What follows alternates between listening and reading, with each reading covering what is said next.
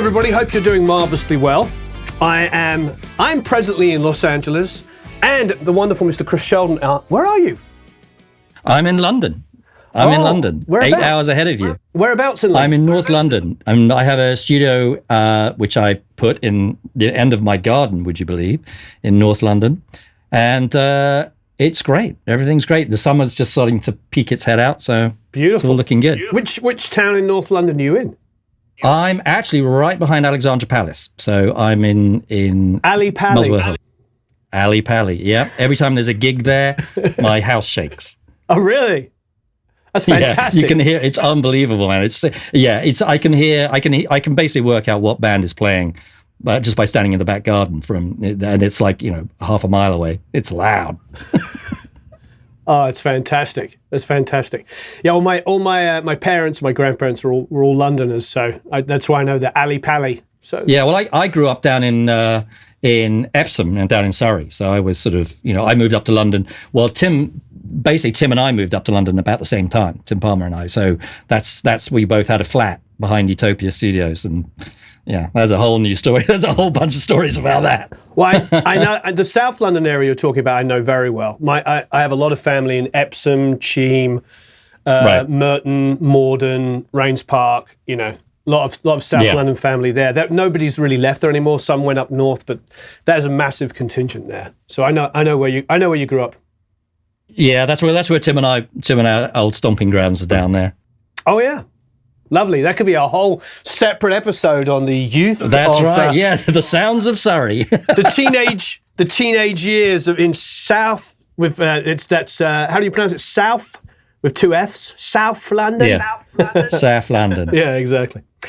Well, we have many reasons to talk, and I definitely want to know what you're doing now. But what I do want to do, I suppose, initially is because there's a nice springboard, is talk about the mixing of the Foo Fighters, because it was great having Bradley over here the other day, and we're doing another video with him because there's so many singles off of that album. I think there's 4 massive songs on that record, you could argue they're all massive, but 4 staples of the Foo Fighters repertoire. And I love the story of them making this record and then remaking it. I think he believes that the whole tracking process was about 10 days to 2 weeks. Well, yeah, I mean, that could be right. It is an interesting one. I know that they started recording originally with William playing in the band. I caught up with Gil Norton, who was the producer, because we were old friends. And I caught up with him in London very briefly, and he was saying, oh yeah, I think we're going to be re-recording some bits and pieces. And I was like, oh, okay, great, whatever. And then I got a call saying, would you be interested in mixing it? And, take about a second to go, okay. Yeah, sure, why not? So I came out to LA. I'm trying to remember. I think it was January. I think it was when I came out. So that would have been 96, maybe, something like that. And they were still recording. This was the thing. I got the heads up that they were basically fully into overdub mode at that time. In fact, I think they were still cutting drums and stuff. So I was brought over to start doing some mixing. I was at Skip Sailor, and the tapes would sort of come over to me as and when they were ready to go. And I can't remember really what order I did it, but I know one of the earliest ones I did was Monkey Wrench. That was one of the first ones that I mixed. And the way it used to work is that I would sort of do a mix during the day. There was the band, no one was with me, so I would just get on with it. But Gil and I had worked together for, various projects. So, he trusted me. He knew I would kind of do the sort of thing he was after, and, it's all good. So I would mix during the day, and then I normally stopped at around about 8 o'clock in the evening. I'd work probably from about 11 till about 8. And then I would take a DAT tape, as was used back then. That was the reference. You take a DAT tape, and I would take over to Grandmaster and give it to the guys there, give it to the band, say hi. So again, I met them really briefly. And then I'd go out for the night in Hollywood and have a great time. and then the next morning I would start again on and then sometimes I would get Gil or Dave would come in the morning and we'd do a few bits and pieces. And then they say, all right, there's a new track come in, it might be Everlong, it might have been Hey Johnny Park or whatever it might have been, and say, okay, great. And then they go back to recording again. And they'd been working till like 6 a.m. I mean, those poor bastards were really putting the hours in. Wow. Yeah, because they had this crunch time to get this record done. That's right. It really was. I mean, so it was just full on. I mean, there was no messing around. I was sort of trying to remember, like 22 years ago, and I was trying to remember all some of the things that happened so we could talk about it. And one of the funniest thing was the first time I met Dave was I was in the studio and I was thinking, right, okay, I haven't been in the studio for a long time. I'll check out the monitors. And I thought, well, okay, I hadn't actually heard any of the music. I'd heard the first album. I didn't know really what the music was going to be like. So I was listening to Nevermind. It's a classic rock record and of the time. So I was checking it out in the studio and it blasted out, going, wow, yeah, sounding great, kind of thing. And then as I turned around, there's Dave sitting behind me. And he was like, oh God, well, this is embarrassing. Yep. And I said, oh man, he said, don't worry, it's a great sounding record, carry on. So that's how I met Dave while I was listening to Nevermind with him sitting behind me. Yeah, it was embarrassing, but it was great, and he was just the nicest guy. I mean, he is what he is. He's exactly like what you think he's going to be. Like, he's just a really terrific, straight talking guy. He's great. Wonderful. So what memories do you have? Well, first of all, I suppose some technical question. What console was it you were mixing on? It was on a G Series SSL. Nice.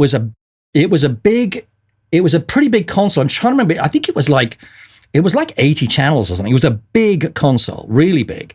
And one of the nice things, I mean, Skip Sailor was a great mix room, and it had a ton of outboard gear. One piece of which saved my bacon, which I will tell you about in a bit. And it also had a Neve sidecar as well in there.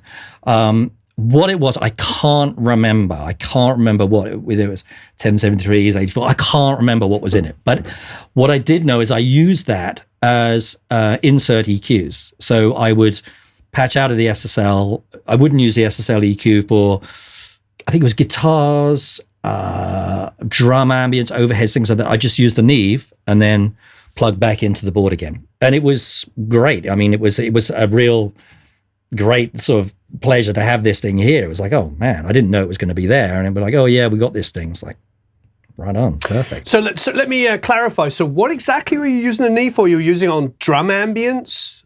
I was using the Neve on, and I'm trying to remember back because obviously it's a long time ago, but I used it on overheads. I think to remember, I used it just to sort of, add kind of this top end sort of sheen on the drum rooms and overhead, because the one thing that was super important about making this record, and Dave was adamant, no compression on drums. This is a big thing for him. It's like he didn't want any compression on the snare drums. And so I just took, room ambience, I'm guessing everything. So there was no, I mean, normally it was like the default setting, particularly on the SSL. It's like, boom, up goes the compressor at the end of the channel.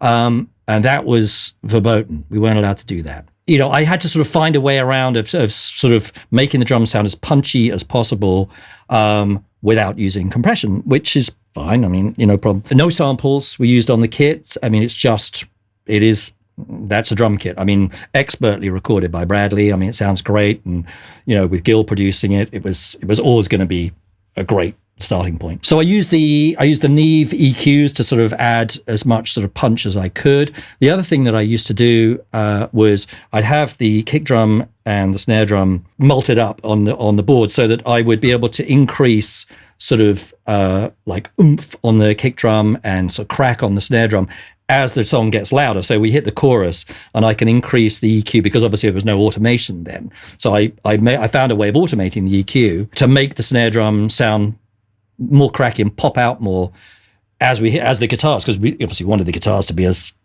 loud as possible. So I've got to make the drums cut through. So I would do that. I'd have the drums up a lot of channels and I'd be sort of playing the levels of the drums, of the EQ of the drums to make it sound seamless, but it's actually changing all the way through as I'm doing it. So I was quite a fan of using the DBX 120 in those days, which is the subharmonic synthesizer, and I would use that on the kick drum and on the bass guitar as well. Again, anything to give me the punch that I wanted without having to use compressors. So I think there was on the board, I used an overall sort of mix compressor, was sort of tickling it. I think it was like 4-to-1 or something like that, just a little bit just to hold everything in place. But yeah, pretty much. The one thing we did though is we printed it to 1/2 inch loud, man. We slammed it to 1/2 inch to get, it was an Ampex 1/2 inch machine, and to get some, because I had to get some compression somewhere. So we experimented a bit about how far we could go. We were using a pretty high level tape, and it was caning. It was really slamming on that 1/2 inch. Fully. And it sounded great. It sounded really good. So, we thought, okay, we'll go with that. So you're basically coming into the SSL, you're multing to multiple channels. Like, for instance, on the kick, how many did you come in? There would be the original one, and then there'd be 2 others. One with like a load of low end. I would just EQ all this low end into it, tons of it, at like 60 or something, and edge that in. And then there will be one with like, I don't know, 4K or something like that, and no bottom end. So I could just raise the kind of the front of the kick drum as the track intensity increased. So I could make sure that the parts were coming through. That's what I used to do, and make sure it worked. And it was pretty effective. Worked all right. The snare drum, how many malts on that? Same thing on that one. It was the same thing. It was, again, because I wasn't going to get the kind of the bump of low end that you get from compression that you normally would achieve.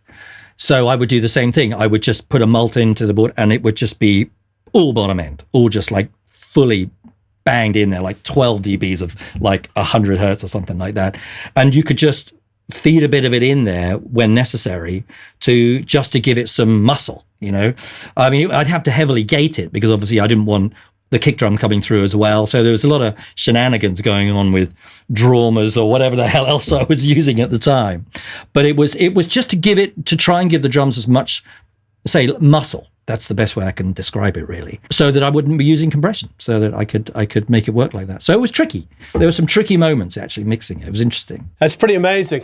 But it does make sense. And Bradley had sort of intimated to me because somebody had done a video saying, "Oh, I can hear the drum samples on this." And Bradley had watched the video and said to me, "Oh, he goes, I feel pretty certain that Chris didn't use drum samples. You should ask him." No. And had said he must have talked to you at one stage about it. He said, "No, I believe that he had malted various inputs and had different sets of EQ on it." That makes perfect sense. Yeah, no, I didn't use any samples. There were no samples used. There was, why would I? It's like it sounds great. There was no reason to, and it sounded really rocking straight off. From the tapes, and it was all on analog. It was 48 track analog on 800 machines, like the one you have at the back there. Because I think they were tracking.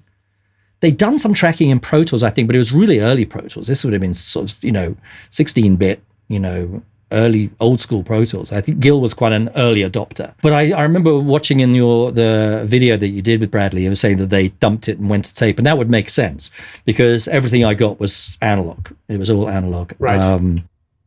And yeah, just using a Lynx or something like that to run the whole thing together. I think at that stage, from what I could tell, because it was so crunched for time and probably budget, quite frankly, they probably spent a lot of money and now they've had a limited time and budget. I think that stage of the album was done to tape, which would make sense because the amount of overdubs, it's almost a luxury to produce an album, isn't it? And then be forced to produce it again, but know how to get from A to B quicker.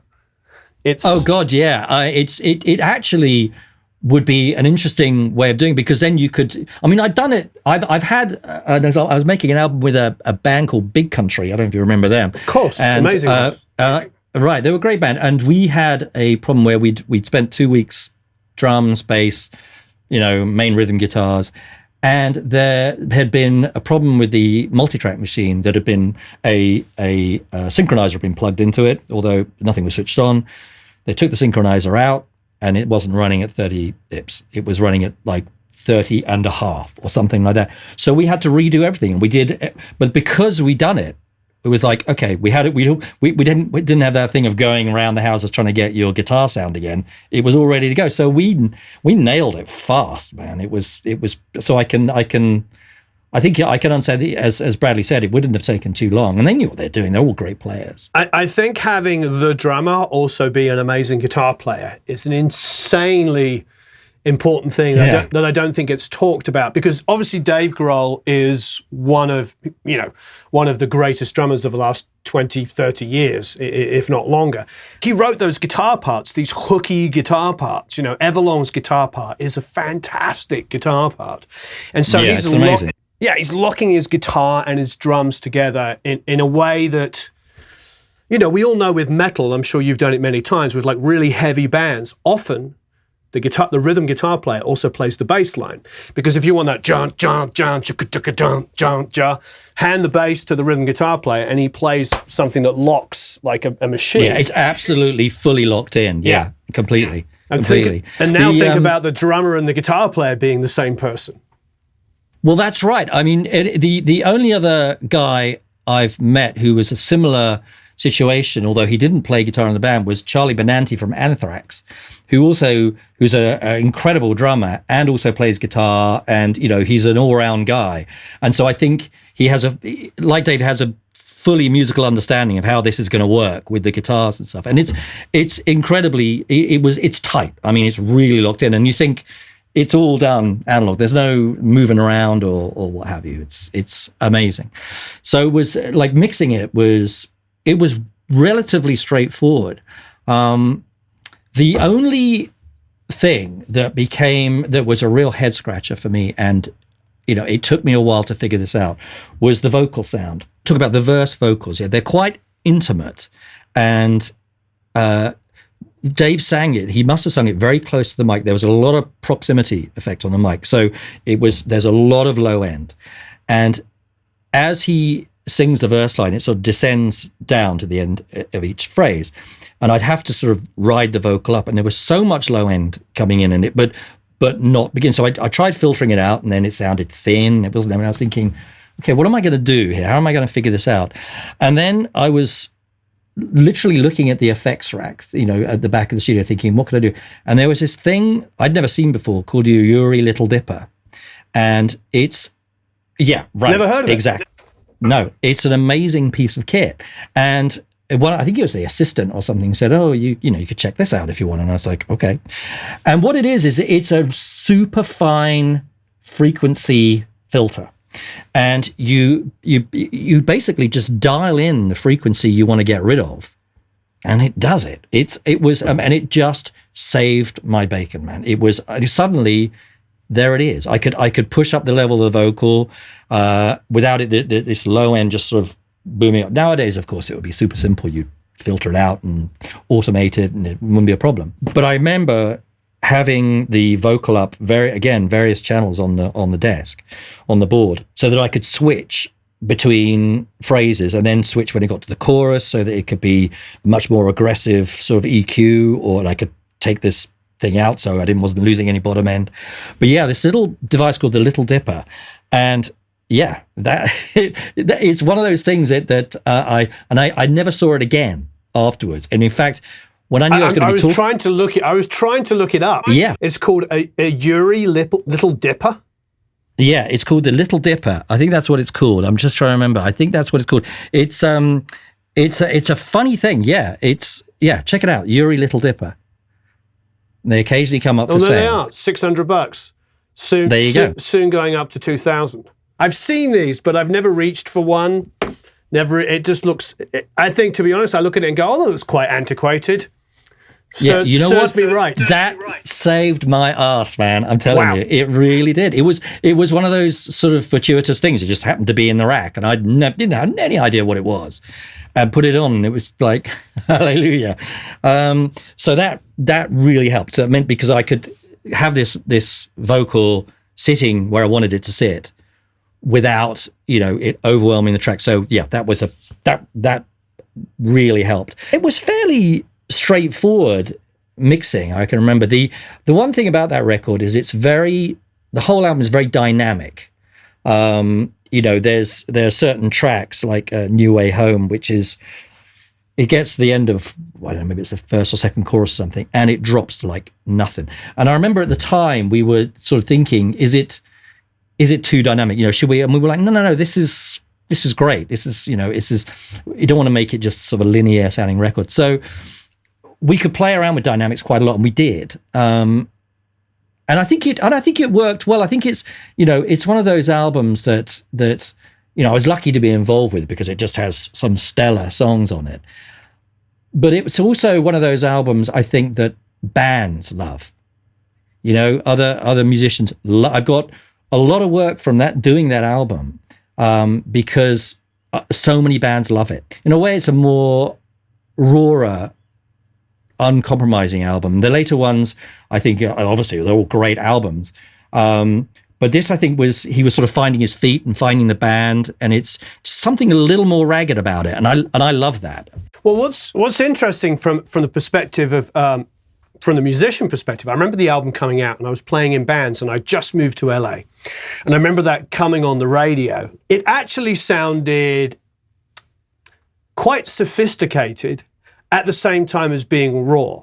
So what do I mean about that? What I mean is, like, it's very well performed, and now understanding how it got from A to B, from being this record that was recorded and then re-recorded, and that they came in and they knew exactly what they wanted to play and they could focus on the performances.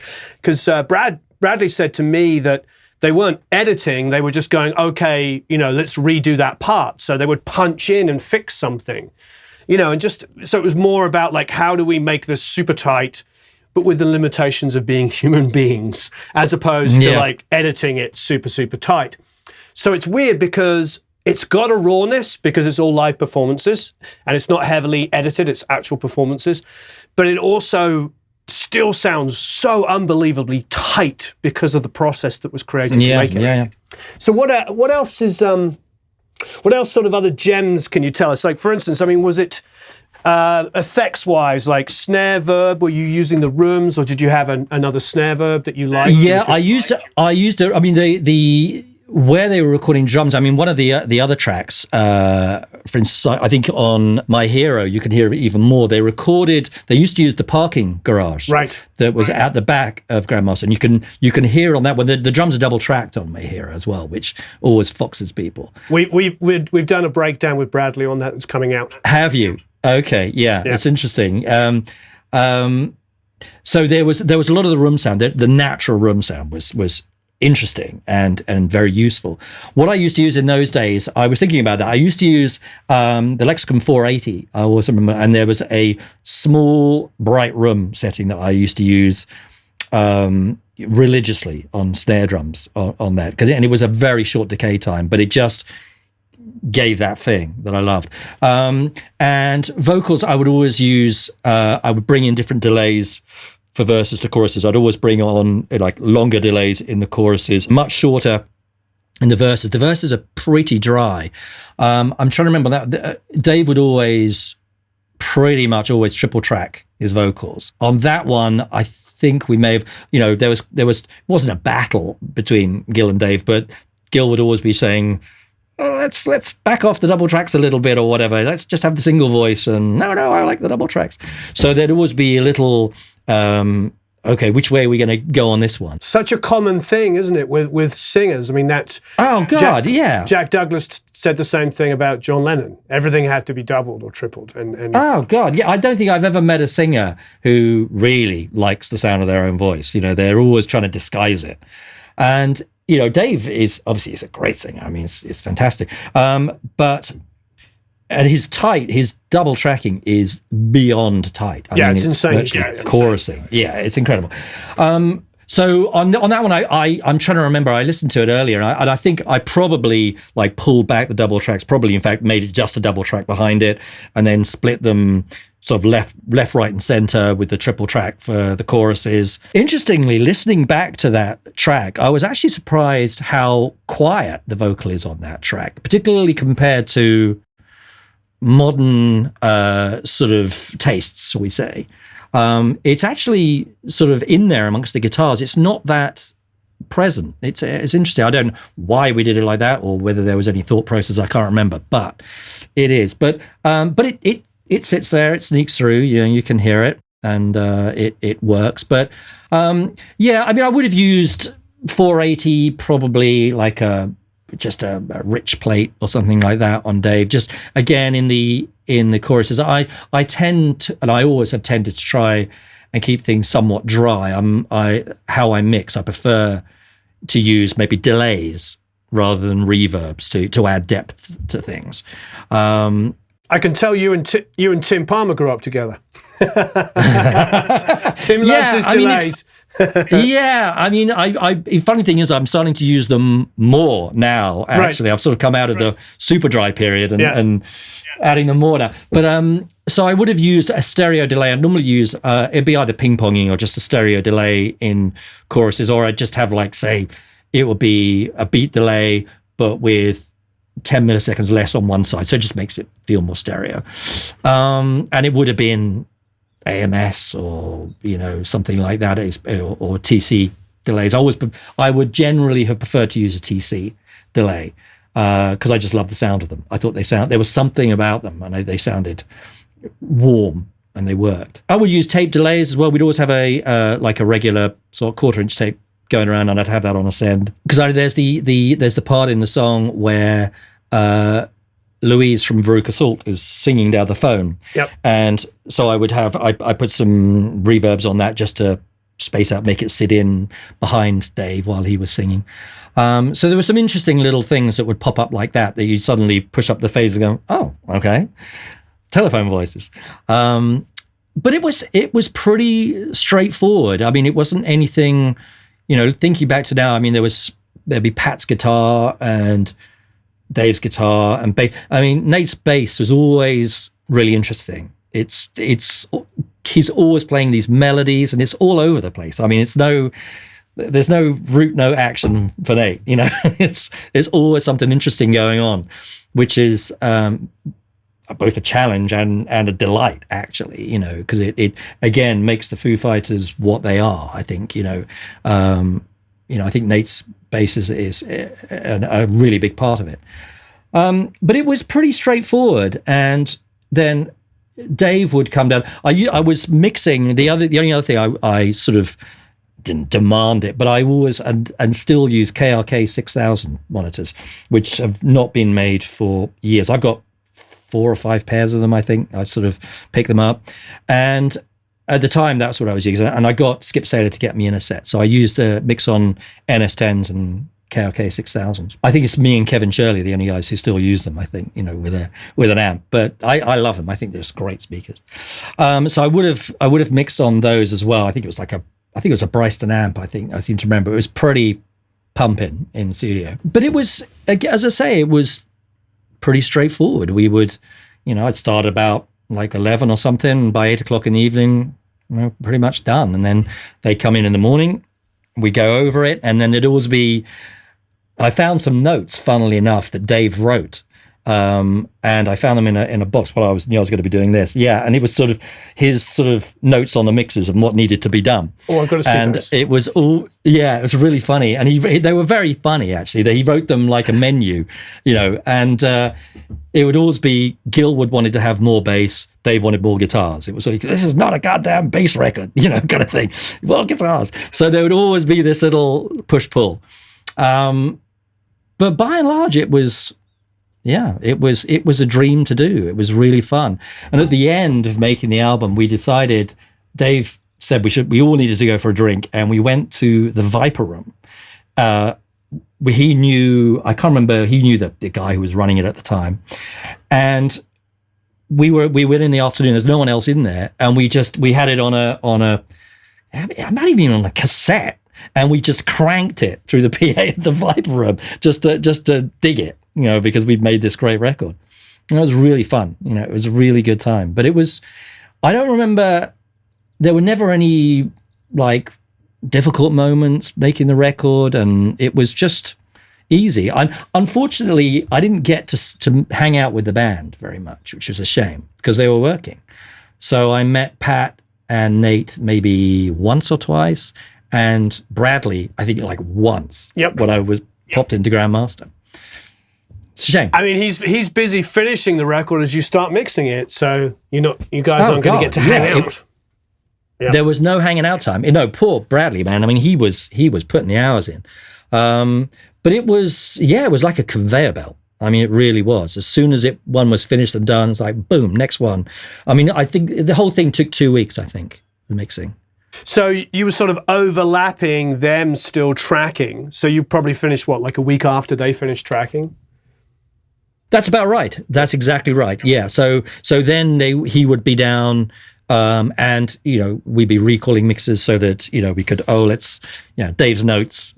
We could push up the guitars or whatever it might be, and then bring up the next one. And I remember right at the end, management were coming down and just listening through, but everybody was sort of digging it. It was one of those lovely albums to make where it was smooth sailing through the whole thing, as far as I was concerned. And I think when they were recording it, Gil, I spoke to him about it afterwards, and I don't think that there was any big dramas. It was just a case of having to get it done. That was the problem. It was, a lot of effort. First of all, it's a phenomenal sounding record. I've always felt the drums were unbelievably natural sounding, so I was surprised when I heard people saying that they could hear triggers on it and samples. To me, it sounded like the most natural drum sound. So thanks for confirming that. But what I love about the record is just this innate energy that from one song to the next. It's insane how, like I said, when it first came out, it was a real quandary because it sounded so well performed, but so raw at the same time. Because that word raw, if I hear raw in a sentence, I'm usually expecting a band to send me a demo which is out of tune and out of time. That is their idea of raw. But this is raw because it's flying by the seat of the pants, and it's that idea of like, here's the groove laid down by the drummer, now we cut to that, and everybody... You remember those records, that was the way we made records. If the bass player was out of time with the drums, the bass player fixed his part. You didn't go in there and reline up the drums. So the groove was built from this drummer who also happened to be the songwriter and also happened to be the singer and the lead guitarist. So it's a pretty amazing story. I love this. Absolutely love it. Any other little tidbits you can think of? On the mixes, the other thing I would have used at the time, I was using the SSL board compressor, not really hard on it, just kind of just tickling it a bit just to try and hold things together. Again, to try and keep the dynamics really. And I would have used probably Massenburg EQ on it, I would imagine. And it would be sort of 4 dBs at 18K, and then a pump at 6 or something like that, 60 or something like that. So I'd always have an overall EQ that I would switch in off. Normally I would set up the drums and the bass, and when I got that rocking, then I would put the EQ in and go, sounding like a record, and then work to that. And the guitars, once I got the Neve sidecar sort of EQ involved and could put that in, I was sort of missing getting that kind of sizzle, that sort of crunch that I wanted to get from the guitars, because we wanted the record to sound pretty ferocious. I wanted it to sound exciting. I mean, particularly when I started with Monkey Wrench, and it was just like, this thing has got to be steaming. And I always remember a quote, I think it was, they said when they were mixing the Sex Pistols album, it was Chris Thomas who said to the engineer, said, I want the drums to sound like someone beating up a bunch of dustbin lids, and I want the guitars to take my head off. And that was it. It was like, okay. And I related to that, and I thought, that's kind of what I want this to sound like. That would have been Bill Price, kind of went, yes? Bill, the wonderful late Bill Price. I think he's one of the greatest engineers that ever lived by far. Oh my God, the man was genius. Yeah. All the stuff he did at Wessex Studios and stuff, and the last Guns N' Roses album, the Use Your Illusion. He mixed all that stuff. He's an amazing guy. Yeah, unbelievable. And that was Chris Thomas's thing. He wanted it to sound like, clattering drums and guitars that would take your head off. And I thought, that's what I want to make this record sound like as well. So wait there. So what was the sizzle on the guitars? Where did you get it? Well, it was the Neves. I mean, there's that sort of crunch that you get, and it was because I was messing around with the onboard EQ on the SSL, and it was just I wasn't digging it. It wasn't happening to me. And then I thought, okay, let's just use the EQ on the sidecar. So I just patched out on the insert into the EQ and back in again into the desk. So I could use the faders on the SSL, but the EQ from the Neve.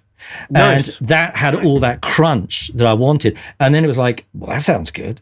Let's do it, and let's open up the drums. Let's use it on the air on the overheads. Do the same thing. There was like 16 channels of it, and so I had to. I'm thinking back to it now. It was probably the same thing. I probably inserted it over the kick drum, the snare drum, whatever I could, because it was a fantastic sounding EQ. Unfortunately I have no photographs of us in the studio making that record, which is one of those things, I had to do something for somebody recently. I was doing an interview with somebody, a magazine. They said, can you find some photographs from, in the studio with bands? It's like, well, we're normally working, it's not like I'm sitting there going, let's take some snaps, it's like, so you've worked with all these great people, but I don't have any photographs of it. It's a real shame. Yeah. No, I agree. I just did a mixed breakdown or a breakdown of the recording of a phrase song. And I was like, I should find some photos. And I'm like, wait, that was 2006, 2007. Cell phone cameras were awful 13 years ago, 12 years ago. They're all pixelated. And I realized I have like 2 photos and that's it. And they're awful. They're like pixelated. Yeah. I could never, if I put them on YouTube, it'd just be this blobs of stuff. I know. It's a drag, isn't it? Yeah, and we had videographers come down, but they were only capturing the band being goofy and cool. There wasn't like, nobody was interested in guys like you and me, like applying EQ or... Yeah, what's he doing here? Yeah, I know. Like, that's boring. Who cares about that? Yeah, I know. Who cares? And the thing is, at the time as well, I didn't really care. I mean, I was just like, I'm just doing my job. It's not like, say, hey, come over here and check this out. But it was one of those records that once I got nailed the first mix, and because obviously it was Gil knew what I was sort of doing, but it was making sure that Dave was happy, was on board. And once we got the first one through, and it was like he was like, yeah, just get on with it, because I think. Obviously, I was, I don't know how much I was on probation or whatever, but, you want to make sure you're getting it right. If you're going to get fired, it's the first couple of days. It, exactly. So with that's why when I started, I did Monkey Wrench. So just to really, let's get something pumping here. And then Everlong, was a little bit later, I think, in the session. I don't really remember when we did it, but it was a bit later in the session, and I'd sort of found my groove by then. So it was pretty easy. But I remember watching on the video you did with Bradley, and he said about an extra guitar being wanted on Monkey Wrench and it going back and doing it. I have no recollection of that at all. That's funny. I'm sure it happened. Now, he's probably 100% right, but I have absolutely no recollection of that happening. But I'm sure there were a few things like that going on. Well, but there was also there's a sort of and maybe this is a good thing for a quick discussion. There's also a sense of professionalism. So when I was doing an Aerosmith's last record, they wanted to add a guitar. And we were still tracking. It was exactly the same situation. We were still tracking, and Neil Avron mixed the first half of the record. Then I mixed the second half when we finished tracking. And they wanted to add a guitar, and we brought down an amp to the mix session, and Neil walked away and said, "You're the engineer." So it might have been that you don't recall it because you may have just gone for a cup of coffee for 45 minutes, and Brad may have done it. He may well have done. I mean, I don't know. I mean, it was, I was actually talking about this actual concept, the professionalism concept, just the other day, because I mentioned to you earlier, I've been work on the Rocket Man, Elton John soundtrack. One of the great pleasures of doing it is everybody is fully pro on this thing. And I came in to do recording of these band's parts, the live drums, bass, piano, guitar going down. It's great.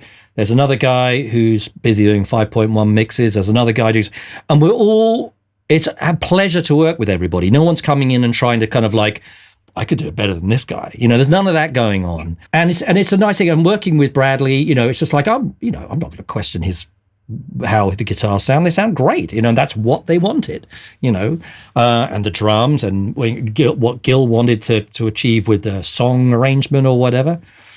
And I think that's part of the thing that makes it so nice. It's like I have full respect for Bradley, and I hope he was happy with the mixes at the end. I never spoke to him about it. I must get his email from you so I can chat to him.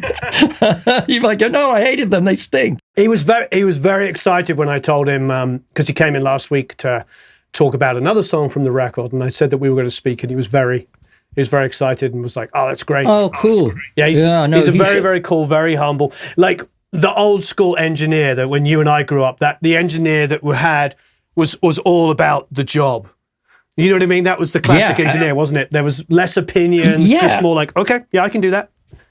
Yeah, they have this wealth of ability. They can, like the guy who trained me. It's like, there was no stress. Nothing was a big deal. It's like, we want to record a harpsichord out live in the traffic, but I don't want to hear the traffic. It's like, okay, and they'll figure out a way of doing it, and they'll make it great, and nothing's a big deal. And yeah, I think that's laudable. And Bradley strikes me as I don't know if these guys are hearing that. Did you hear that, Rob?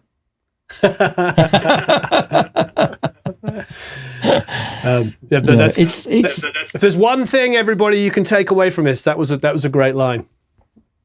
Well, I think it's important. I think that it's particularly when you do work on other people's music, is bearing in mind that somebody else had to record this. You don't know the circumstances, and I think it's important to remember that stuff. It's like, because you make the best of what you have. That's your job as the mixer. I get asked this question a lot because people say to me, they ask about, should I fix this? Should I do that? And I just say, well, what's your job? If you're hard to mix this and you have to do A, B, or C to make it sound great, that's your job. And otherwise, don't take it on. You know what I mean? It's like, if you do have to like blend this, do that, whatever, change something to make the mix work, that is your job. And you shouldn't be holding it over somebody's head like, oh, I had to fly this thing. It's like, yeah, fully. I agree. And I think, and it's the same with when I'm producing bands, and and I'm thinking, and I'm listening to it, I'm thinking, it really needs a little counter melody here or whatever. And so I'll just sit at the piano and I'll plonk out some, dreary little part, and you just say to the guitar player, now, make it like that, make it great. And they'll come up with some part, and you think, yeah, that's perfect. I'm not going to start like going, I want my publishing for my little 5-note riff kind of thing. I don't care. I just want the record to be better. Yeah. That's what's important. Yeah. Do you know what I mean? Yeah. And I think it's the same. I think it's the same in mixing. I think that it's like, if I get it and I'm listening to it, I'm just mixing something today, and there's a clap part on it. They're just clapping along with the track, and they're kind of all over the place. So it's like, all right, it takes me 15 minutes. I'm going to move all this stuff around so that the record's better. I don't care. It's like, I just want the record to sound better. They're not probably even going to notice, but it's just, that's what I do. It's like, I'll move things around if I need to, just because I'm not going to radically change anything, but it's just the overall picture becomes better, and why not? That's what I'm paid for, of course. Absolutely. Well, it's been a real pleasure. Thank you ever so much. Thank you, Warren. Have a marvelous time recording and mixing, everybody. Please leave some comments and questions below. Maybe I can throw you under the bus to answer any, if there's any really interesting specific. Of course. I would love to. No problem at all. Oh, did you hear that, everybody? Yeah, no, I don't mind. Thanks ever so much. I really appreciate it. It's been a wonderful insight. Thanks, Warren.